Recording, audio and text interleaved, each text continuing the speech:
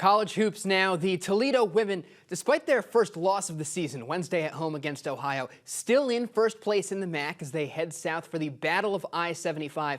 BGSU has the perfect birthday gift in mind for head coach Robin Freilich, a win over their arch rivals. Round one of the Battle of I-75. Toledo at Bowling Green. First quarter, Sophia Wire driving. Can't get it. Jessica Cook is there for the tip, and as she so often is in the paint, Rockets out to a 6-0 run. Other end, Katie Hempfling on the wing. Check this out. Shows off the handles.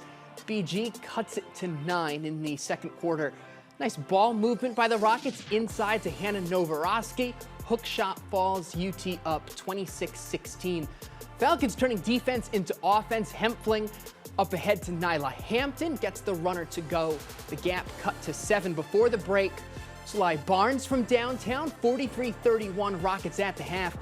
Second half, Zoe Miller, baseline, gets the finger roll to go, plus the foul for the three-point play. BG down 10 in the fourth. Amy Velasco, spin move in the paint. The freshman leads all scorers with 21 points for Toledo.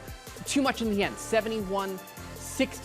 Britt Del Barba has all the details from the Stroh Center.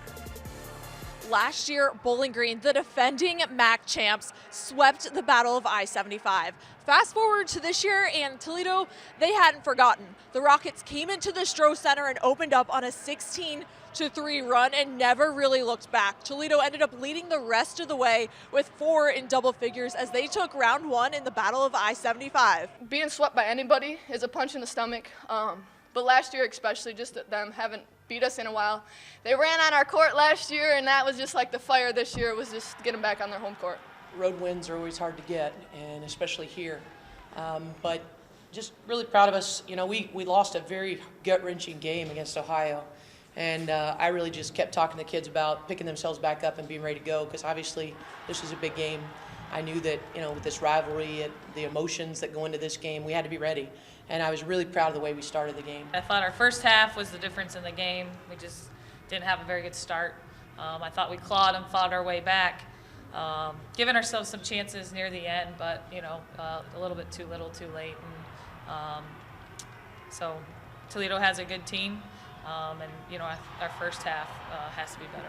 I think that's a lead that, like, you need to build, and then you just keep it going, because then at the end, if you do have some silly mistakes, like we did have some turnovers we shouldn't have had, but with that lead that we built at the beginning, like, that just saved us at the end. Round 2 is set to take place in just 2 weeks inside Savage Arena. Reporting from Bowling Green, Britt Del Barba, BCSN.